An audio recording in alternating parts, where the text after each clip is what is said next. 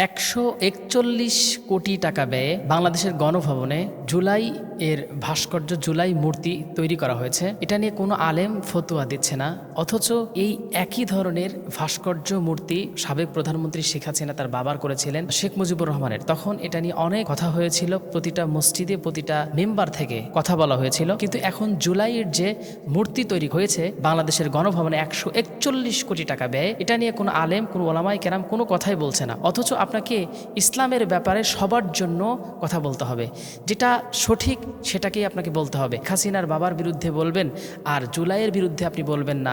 হারাম যেটা হারামি, সেটা সৌদির জন্য হারাম, মক্কা মদিনার জন্য হারাম, বাংলাদেশের জন্য হারাম। এই যে ভাস্কর্য তৈরি করা হয়েছে, এই ভাস্কর্যের মধ্য দিয়ে কি মেসেজ দেওয়া হচ্ছে? আসলে এটাকে ইসলাম অবমাননা। প্রকৃতপক্ষে কোরআন আল কারীমের মধ্যে সূরা হজের আয়াতের মধ্যে আল্লাহ পাক বলছেন যে তোমরা মূর্তির প্রতিকৃতির থেকে পবিত্র থাকো, তোমরা মূর্তি থেকে তোমরা পবিত্র থাকো। নবীজি সাল্লাল্লাহু আলাইহি সাল্লাম হাদিসের মধ্যে বলছেন যে যারা প্রতিকৃতি নির্মাণ করবে, যারা মূর্তি নির্মাণ করবে, কিয়ামতের দিন তাদের কঠিন শাস্তি, কঠিন আযাব তাদেরকে দেওয়া হবে। আপনি যদি জুলাই যে সকল সন্তানেরা শহীদ হয়েছে, যারা মারা গেছে, এদের সম্পর্কে আপনি যদি বেশি কিছু করতে চান, তাহলে আপনি জুলাই মাদ্রাসা করে দেন, আপনি জুলাই নামে একটা মসজিদ করে দেন, অথবা আপনি একটা স্থান গঠন করেন যেখান থেকে মানুষকে হেল্প করা হবে।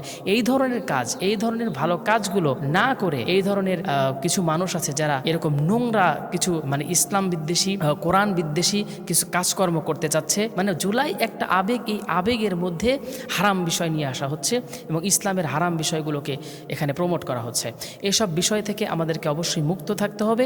এবং মূর্তি হারাম, সাবেক প্রধানমন্ত্রী শেখ হাসিনার বাবার মূর্তি সেটাও হারাম ছিল, এবং অন্য যে মূর্তি সেটাও হারাম। এবং ইসলামের দৃষ্টিকোণ থেকে যে কোনো ধরনের মূর্তি ইসলাম সাপোর্ট করে না, প্রমোট করে না। অতএব এই ধরনের মূর্তি বানানো সম্পূর্ণ আমাদের জন্য হারাম, এবং এগুলো সম্পর্কে সকল ওলামায়ে কেরামদের মুখ খুলতে হবে এবং কথা বলতে হবে।